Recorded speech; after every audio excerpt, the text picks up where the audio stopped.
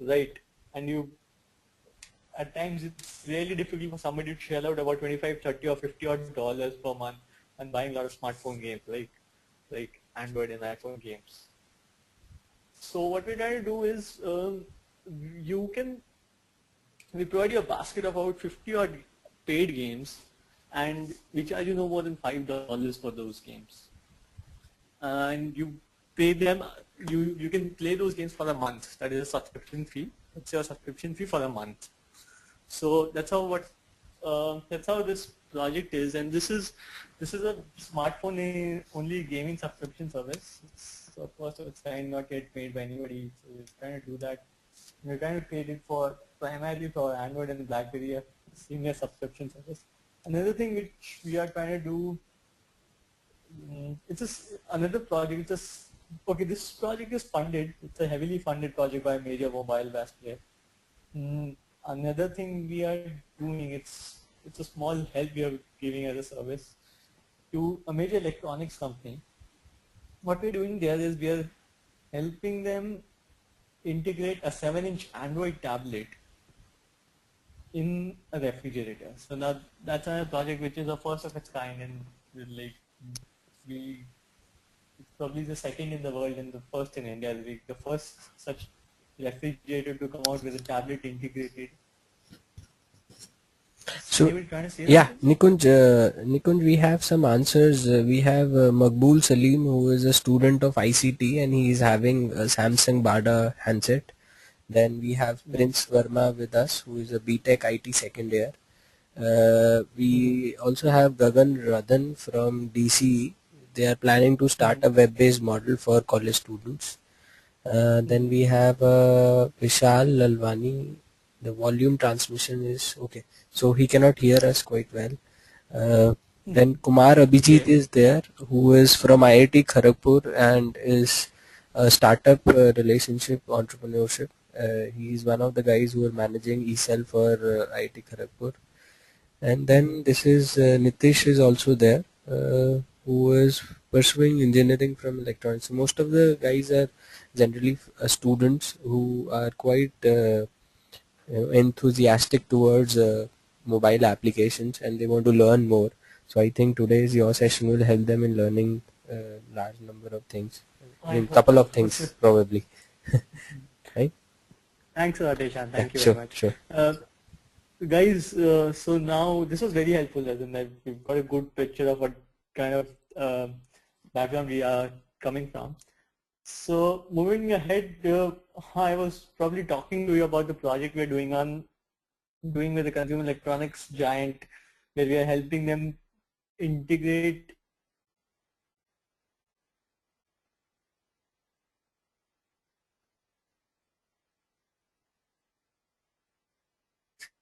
the from college.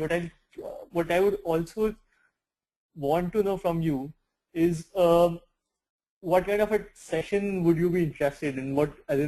Of course, I'm here to talk about the future of mobile apps, but what I can do is I can give you a very brief description on various aspects of mobile applications. For example, varying from technical to financial and the future scope of where these would go ahead. Ishan, you trying to say something? No, no, no. I think that will be the best way. First is that you can give the users about that what are the various kind of mobile applications in the market, True, what are the different platforms, and then how to true. develop them, and then you can give certain examples that you have developed in past 6 months, and also what are the demographics or how the mobile application market is increasing. That will be the True. perfect way. Thanks a lot, Ishan. Sure. Thank you. So, guys, um, starting off from the semantics, what we do is we primarily consider four major operating systems to be as smartphone operating systems. As in, rather, it is said that a phone is called a smartphone only when it has a recognizable operating system. Like our desktops and computers, smartphones have started to have good operating systems. The four primary of the world being, I'm sure you know, is iPhone, Android, as in iOS, Android, BlackBerry has its own operating system. And the other one being Symbian, primarily run by. Okay, of course we have got other other operating systems as well, which are not very popular or have not gained as much mass audience as these operating systems are, which are such as our colleague over here has a Barda. Then we have Migo and a few other operating systems. Moving ahead from these guys, giving a basic idea is uh, the largest the largest share of operating systems smartphones today belongs to Android, which has, if we talk about figures from North America, as in we have about 43% of smartphones belong to Android over there, while 23% around come from iOS. Um, a small number of around 18 odd percent come from BlackBerry, and the remaining is a mixture of Symbian and so on. Nikunj, sorry to excuse, Moving ahead, can you zoom this whole sure, analytics, because I think users might not be able to view that. If you can make it the full screen or probably zoom it across. Yeah, great. sure. Mm, so this is a small infographic which will talk about which will help me talk about applications and explain the world of applications. So moving ahead, what we do is moving ahead from applications. Okay, you may well be aware of the demo the smartphone distribution of the world, which is most of the smartphones, as in smartphones have highest penetration in South Korea, Japan, Singapore, and then in North America and Europe. Then coming on to poorer countries like uh, ours, China, and parts of Africa. Moving ahead, the iOS has approximately 450 odd thousand applications on their store. The Android has somewhere around 250,000 applications. The BlackBerry has much less, somewhere around 60 to 70,000 applications. While oh yes, I did forget about the Windows Phone 7 as a latest operating system for smartphones, which has just reached about 25,000 applications. By the way, Windows Phone 7 has the least market share today because it's just recently introduced about 6 to 9 months back, and it is yet to see its first major phone to be released by Nokia, which is expected to come out this quarter. Anyways, all those are stats. Moving ahead, guys, applications can primarily be divided into two parts, games and applications. Now games are generally far more difficult to build, and both for the fact that they're difficult to code and also because of the fact that it's like you require a larger amount of in-depth graphics in them.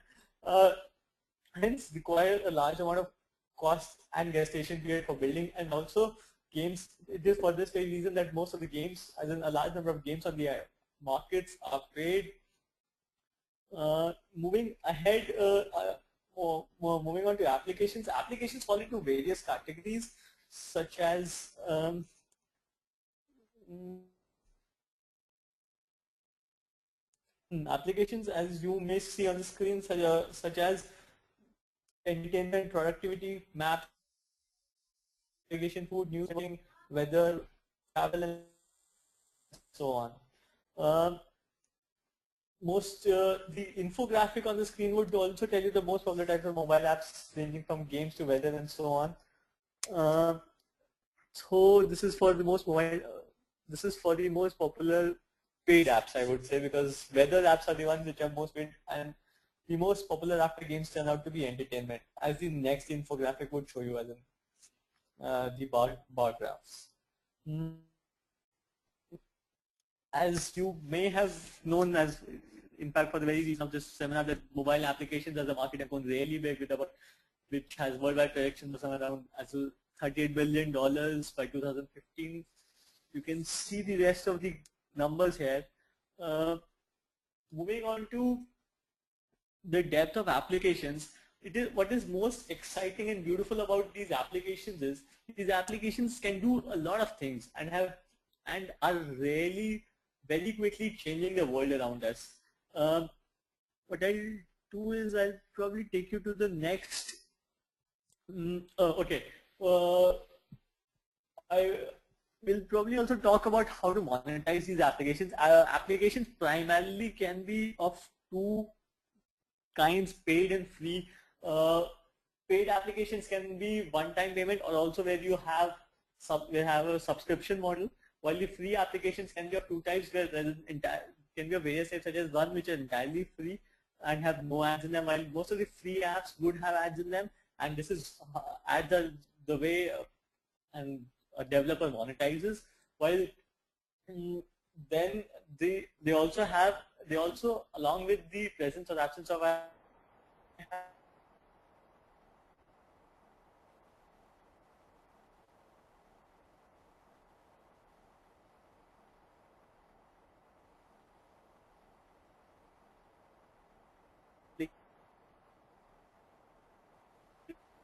to unlock other features of the application. Now, make it on guys. Now, yes, while I was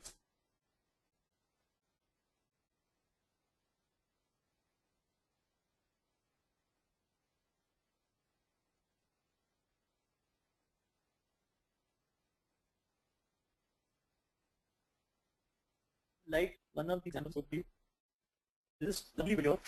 South Korea is a unique.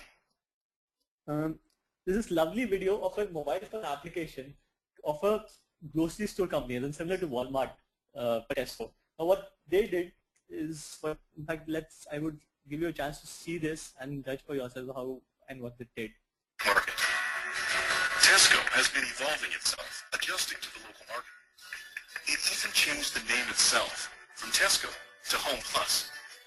And at last, it grew to rank number 2 in Korea.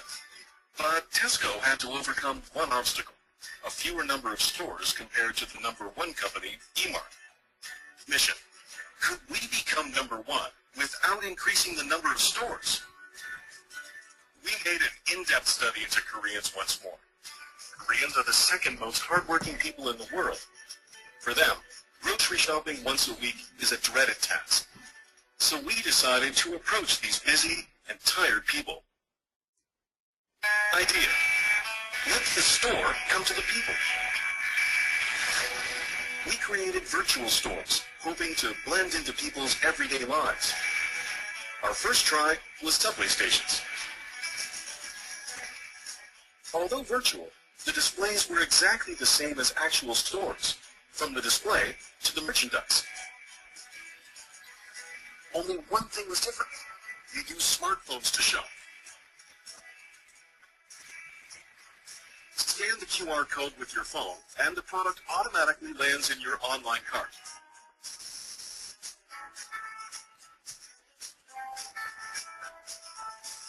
When the online purchase is done, it will be delivered to your door right after you get home. People can relax more after work and on weekends. 실제로 보면서 사니까 진짜 더 좋은 것 같아요. 편하니까. So, people can shop at Tesco Home Plus wherever they go, without having to visit the actual store.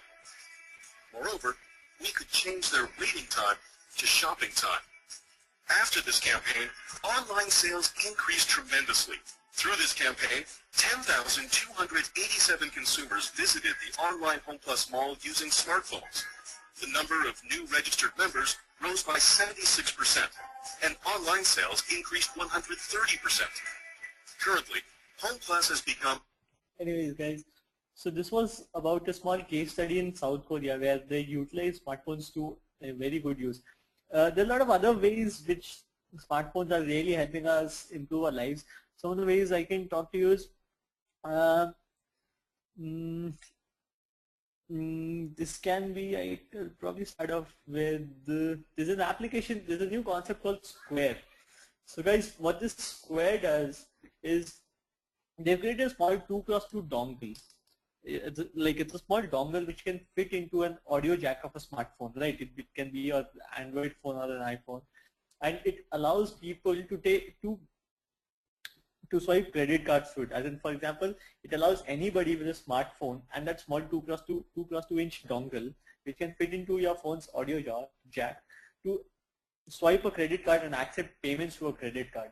Now this startup is called Square, and it's by the co-founder of Twitter called Jack Dorsey. Now uh, this startup presently in US is changing the way where how people, and as it's allowing a lot of small merchants to be able to receive money through credit cards. Think of it, guys, how if this thing were to be implemented in India, and let's say your Domino's pizza wala were to come home carrying this small dongle. So in case your bill were to be really good, like which generally is at Domino's, so and you could pay to him using your credit card. Similarly, if you could pay to cab wala, or you could pay to your grocery wala using a credit card or debit card. So these are the then. So this is another very good, interesting innovation in the space of in the mobile commerce space, where it helps, where smartphones are really helping people change their lives. This is another concept, guys, which is being implemented these days, is where while you're flying, you do not need to carry your you do not need to carry the logging what's it called? Yeah, you don't need to carry a booking. Anyway, I'm missing the word. So what you do is they give you a small QR code. It's a small two-dimensional barcode which you can show on your mobile phone, which you can show on the screen of your mobile phone, and they scan it and you move in. So that's another thing, which is where mobile phones act as an identity proof. Another example where mobile phones are changing their things is you may have heard of the group buying sites in India, right? Such as Snapdeal, MyDala, and so on. Similarly, what these sites are doing is, let's say when you're going out shopping or eating with your friends, and let's say you go in the market, let's say CP or Khan market, let's say you're in Khan market. Now, if you have this application on your phone, it will automatically tell you the various offers available in Khan market near you. So essentially what you do is you end up saving a lot of money. As in if you're in Khan market and it tells you that you can save 50% off on Khan Chacha rolls, so you can avail that offer right then and there, and you can save a lot of money. So this is another way how mobile apps are helping people save money, have fun, and improving their life standards. Mm, Another case study where mobile apps are changing the way around them is Starbucks. You may have heard of the popular coffee. Shang, you saying something? No, absolutely not. The word was boarding pass. Oh yes, boarding pass. Thanks a lot. Yes, that reminds you of my visa spending to Greece. Anyways, so this is what happens when you fly a lot. Anyways, so I was talking about Starbucks. What happened? What Starbucks has done with the popular coffee chain of US is they have installed is there they have created on an application in which they've created an application with a Starbucks card in it, in which what it does is you can store value, and you can tap the phone with that value. Tap your phone on their checking counter or point of sale machine, and it automatically deducts money from your balance. At the same time, it also acts as a loyalty card. So what it does is every cup you drink, the fifth cup or the 10th cup is free for you. So they acts as a loyalty card for you.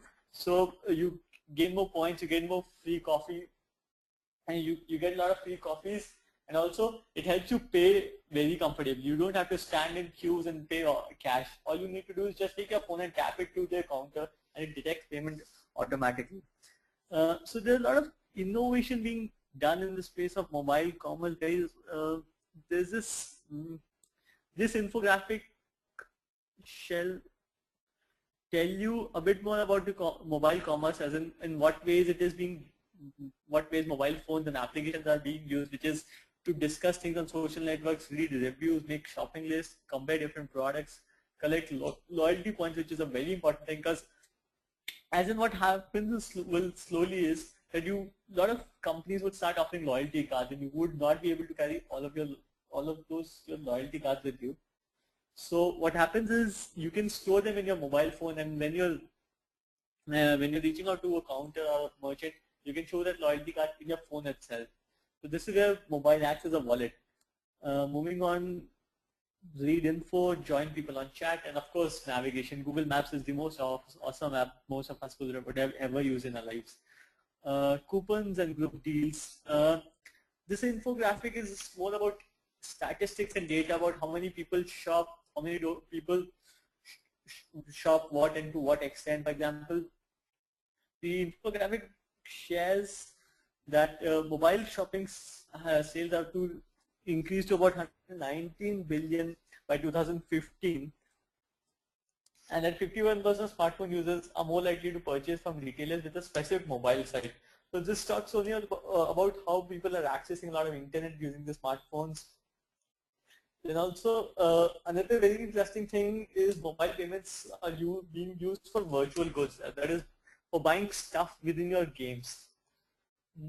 The next thing is most of the last portion of the infographic talks about what is it that is being bought most from mobile phones, and you can see as expected most of this is electronics, music and games, and a bit of reading material along with shoes and clothes. Moving ahead, I think we can also discuss about moving ahead to mobile platforms. What I really forgot to tell you is about the technicalities of these mobile platforms. Guys, Android is primarily Java based. It has a SDK, a software development kit, which is free to download for everybody. And to publish an Android app, you need to create an account on the market. It costs about $25. For iPhone is Cocos 2D, which is a variant of C. To publish an application on iPhone, you need to create an account of $100, and in fact, in order to start creating an application, in order to start coding and also testing it, you also need an account for it. While for BlackBerry development is primarily again Java based, and in order to even publish apps on BlackBerry, you do not need to pay anything. The development kit is also available for free, and the remaining, and for Windows Phone 7, the development environment is probably available for free, but to publish apps you need to pay them a fees which is variable, as it depends on how many apps you want to publish. They have a $100 plan. As for Symbian, you do not need anything, as in Symbian is Java based again, and you do not need any payments to publish apps on the OV store.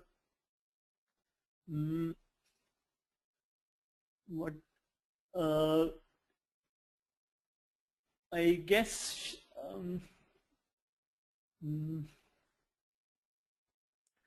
this infographic would tell you what kind of shopping activities are being primarily done by people on phone. That is, I'm not sure if this is very clear for you. This is better, right?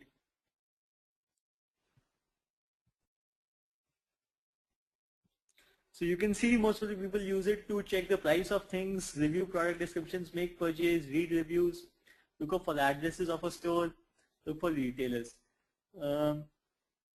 In fact, that reminds me to a mobile app which we created for a company called Maida. That's a group buying site based in India, and we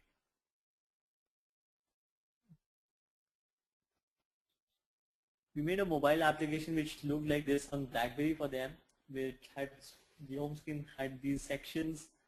Going ahead to, this was a today's deal section. Then it had the ability to browse deals city-wide and nationwide deals. Then you could see deals near you. And this was the most awesome feature of the app, guys, where it would show the deals near you mapped according to the categories. So you could see where you are standing, and it will show you all the deals near you according to the categories, and you can use any one of them. Then it also had the option of browsing deals by various categories, restaurants, travel, and so on, and also lifestyle deals.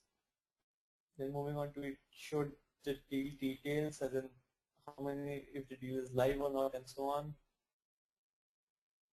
You could also search you could enter your account details to buy one. This was the shopping cart, where it would even give you option where if to gift it or to use any promo codes. Then it has about 6 odd payment gateway options where you can pay using your credit card, debit card, Oxy Cash, and so on. And then finally you could buy and use the deal and see the details. Guys, I guess this would pretty much be it from my side. I would really like Ishan to open the session now for questions so that we can see what you guys think. Mm-hmm. Yes. So I think Nikunj have told us a lot about the mobile applications market and have told about that, which is the hot trends in mobile applications and how we can use these opportunities to start something of our own. And we surely, and Nikunj can always help us in that. They are a great product company and they always help starting entrepreneurs. So friends, if you have any questions that you I'm very sure you must be having that. So kindly raise your hands and I'll just unmute you and you can ask your question directly to Nikunj and he can answer those questions. So we have a question from Prince Verma. Prince, I am unmuting you. Kindly ask your question, please.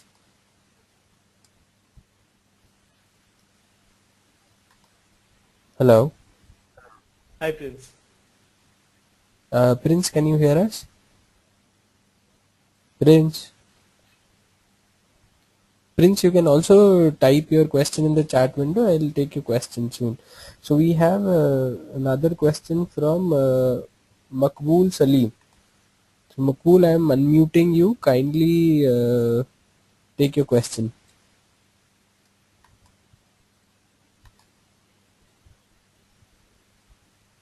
Hello.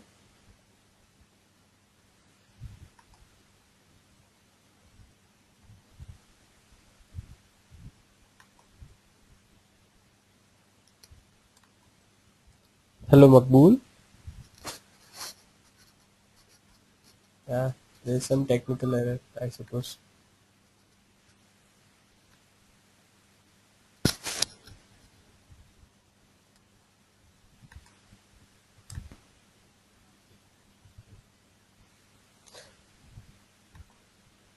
So Kumar, I have unmuted you. If you can, tell your question to Nikunj. You can ask your question to Nikunj, please.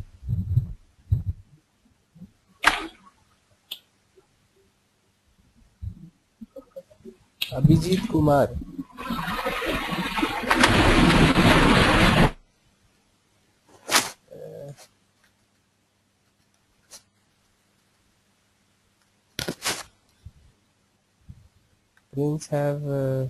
Prince, I have unmuted you again. If you can please ask your question.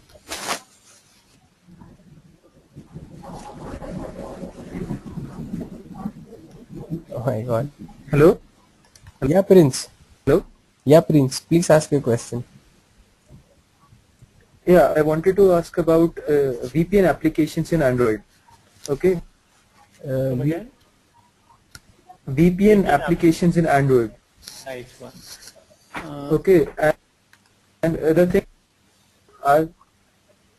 thing what I want to ask is, though we have a rooted Android phone, VPN is still not supported by Android actually. The UDP ports are not actually functional in Android as of now. Mm-hmm. True. So what exactly do you want to ask? As in, when do they plan to open it? No, what is the reason actually they are not supporting? Nokia supports this type of applications. Yes, in fact, even iPhone has started supporting it.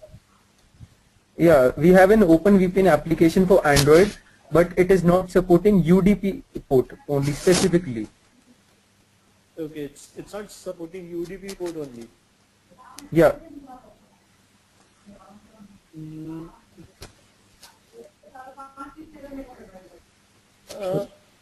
Prince, this is you can probably use OpenVPN. It's a free and open software which runs over UDP protocol for transport control.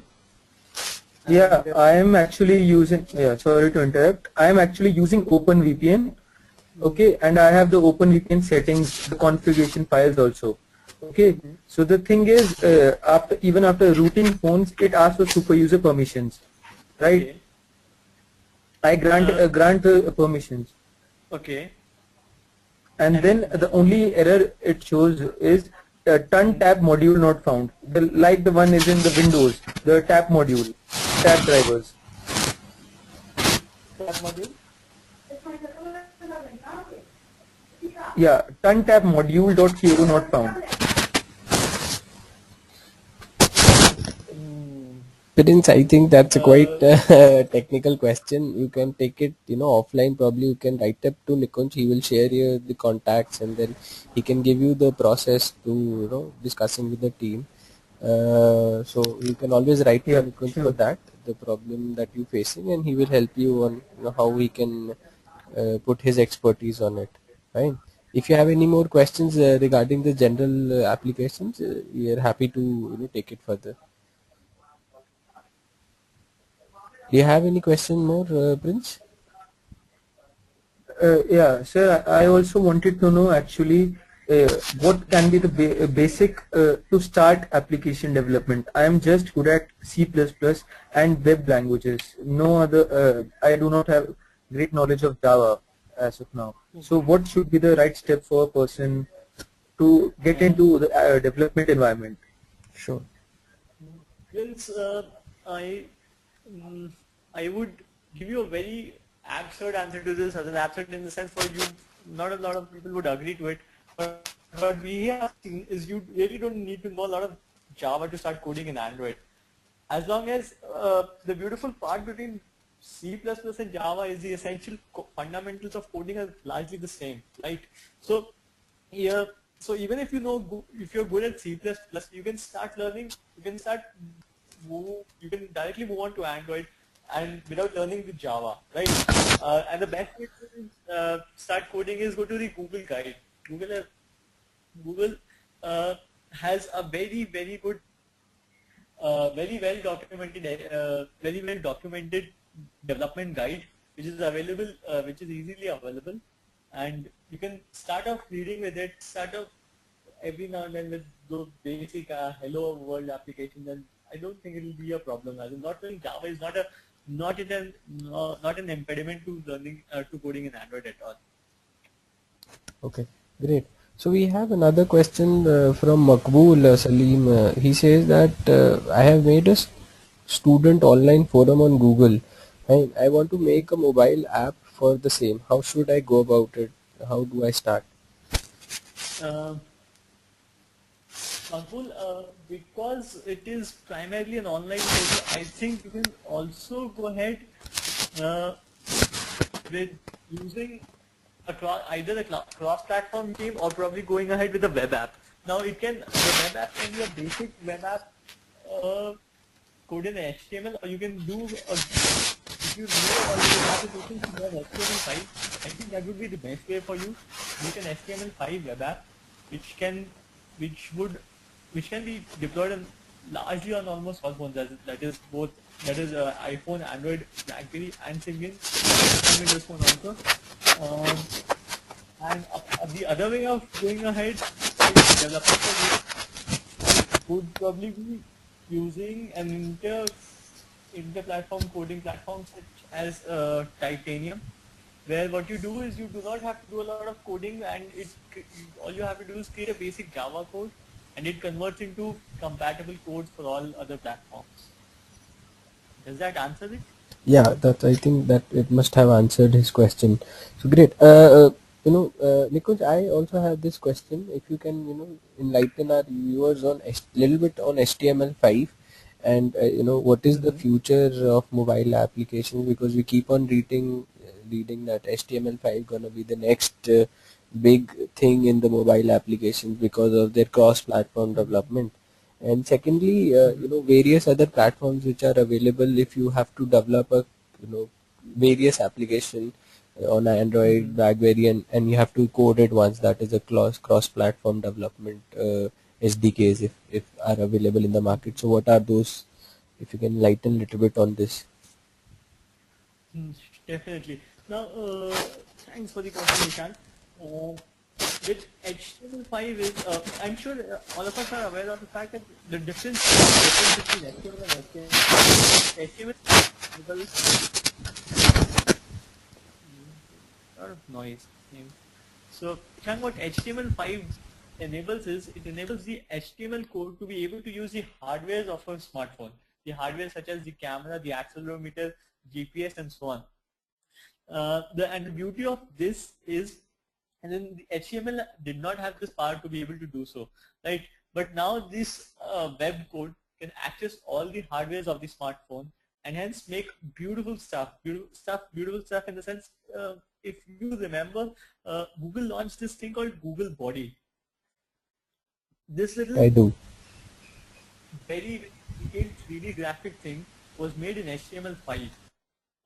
So yes, it is being rightly said, and in fact, what is rightly said, yes, HTML5 holds a lot of promises a lot for the future, but presently HTML5 has a lot of compatibility issues for various platforms. As in, it has somewhere around 56 odd compatibility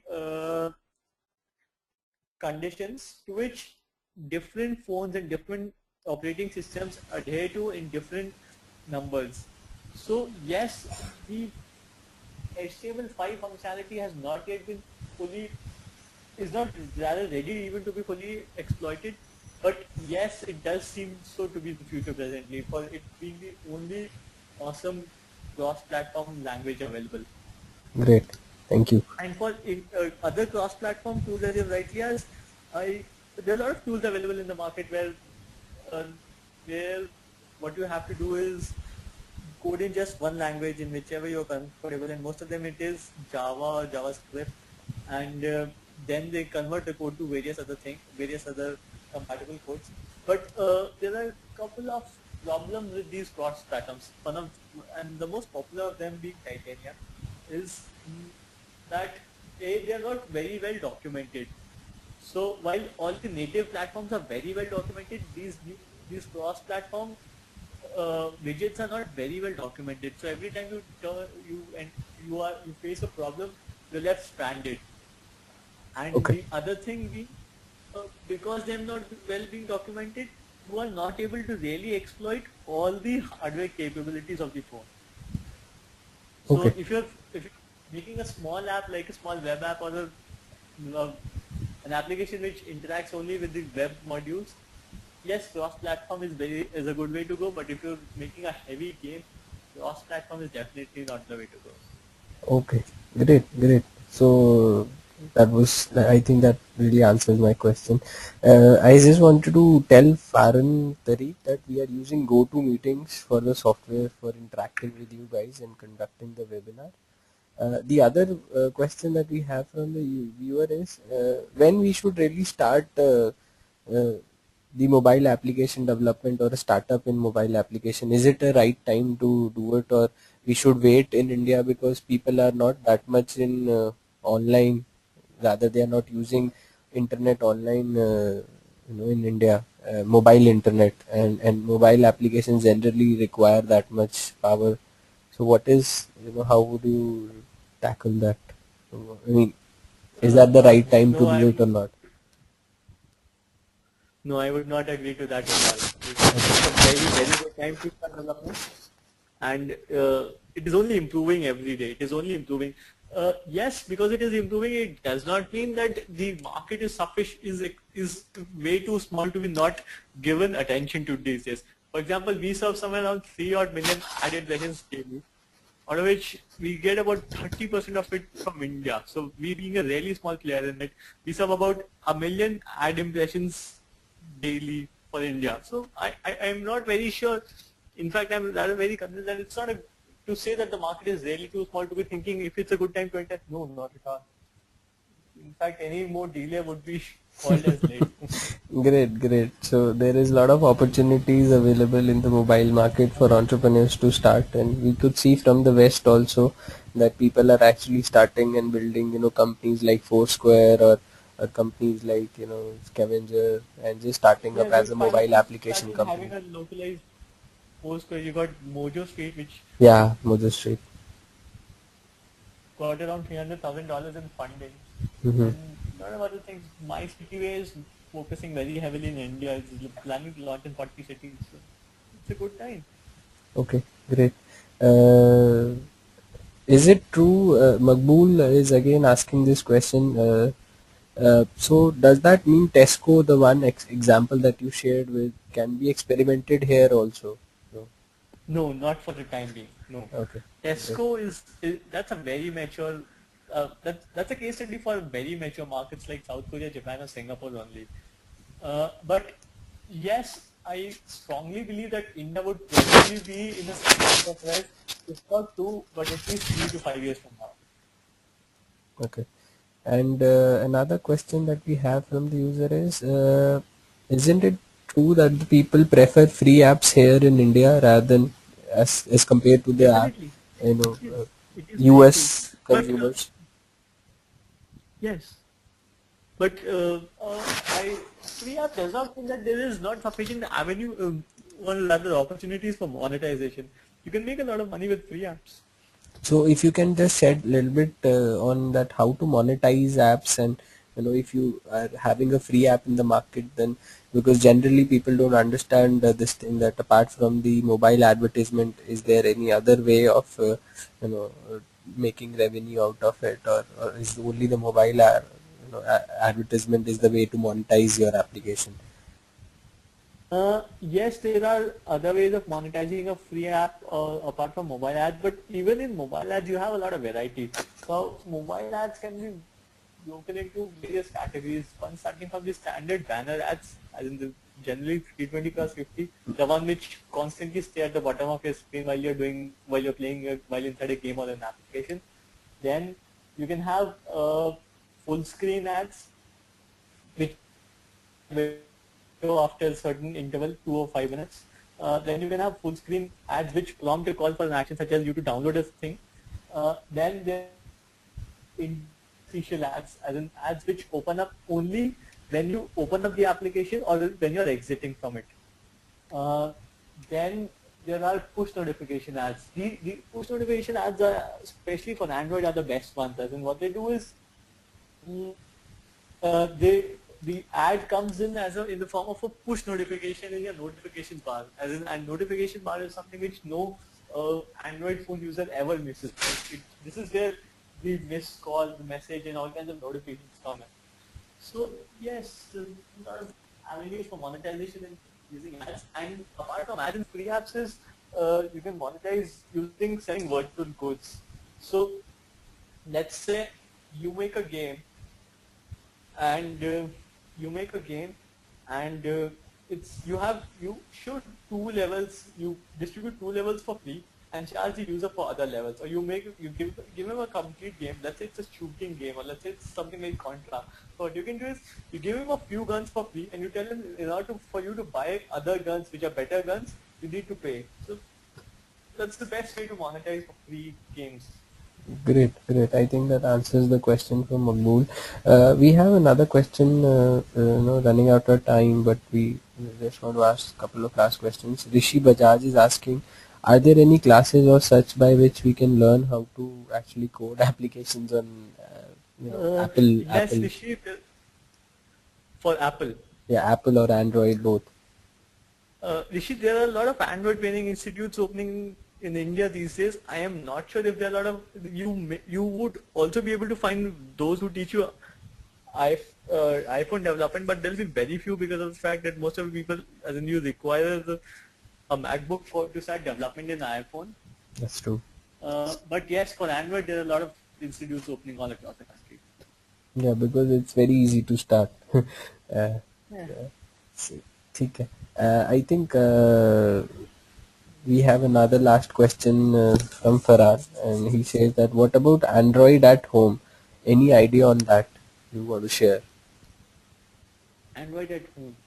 I think you shared in the initial thing that you're working with a company wherein you can put Android tablet inside the refrigerator. So any something of that innovation or an idea you have which you can share with our viewers. Probably they will become an entrepreneur with that idea, like with TV or an AC. Android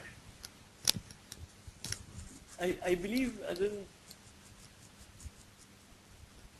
mm, mm, How? I this the beauty of Android, it being as open source operating system and it being so mature, as in where there is sufficient documentation and libraries available, and also it being on Java, it is being put to use in a lot of things. For example, today itself we started a project with these guys from MIT, where what they're doing is uh, they're these for physically disabled or physically challenged people, what they're doing is they have the wheelchairs, as in nice, expensive, technocratic wheelchairs. They're using the wheelchair buttons. They can do a lot of actions, as in call up elevators, pull up and down the windows, start on TVs, and so on.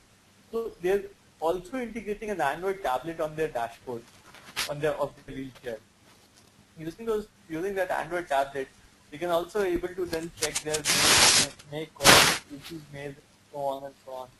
Also, even whenever you use the navigation tool, so that whenever example comes, Probably you can utilize the tablet for switching on and switching off your lights and making your ambience. definitely, No, that can be done very you easily. can That integrate is your internal home system, security system with the Android exactly, tablet and can carry it across exactly. and with your Android phone. So, Which would be way more cheaper and easily commerciable than the present ones which come, yes. which are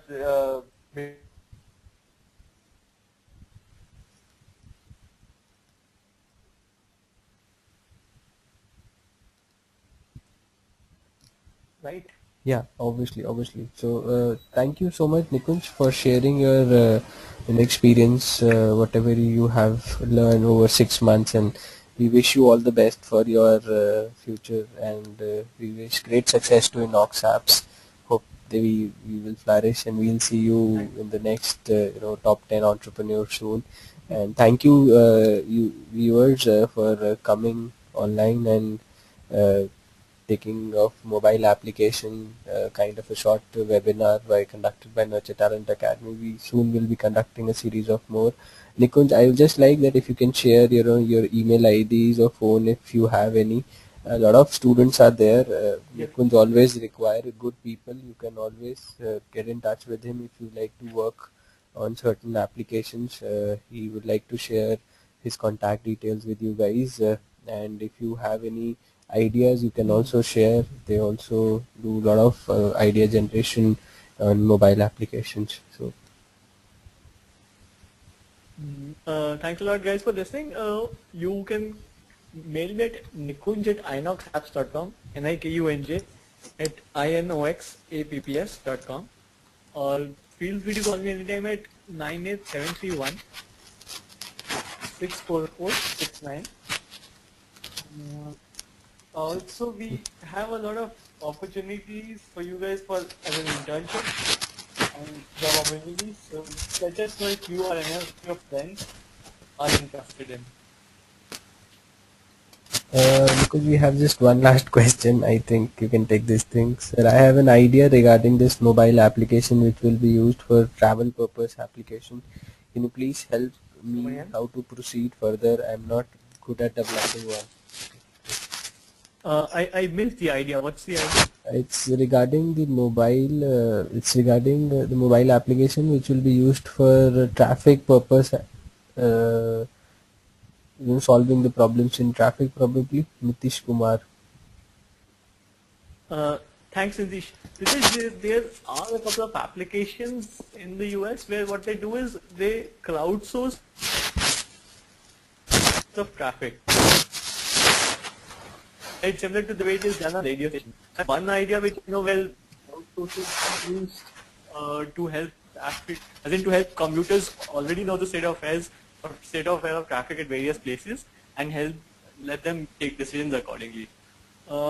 Another, I'm not very sure if there are a lot of other ways you can do it, which are less technical, so as in which are more technical, which would be where what you do is you install cameras in on various traffic signals, process the video images being shown by them, and give updates to people according to those analysis. Does that help, Cindy? Yeah, probably, surely. So thank you so much, guys. I have shared the Nikunj email ID on the chat. You can note it down. I'm also sharing the number. It's 987316446 If you like to get some other help from Nikunj on his ideas and for any kind of internship opportunities, you can always get in touch with him.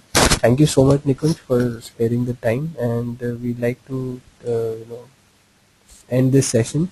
Thank you so much, guys. Have a great day ahead. Enjoy the weekend and have a great Sunday. Take care. Thanks a lot. Thank you, Bye. Shai. Bye. Good.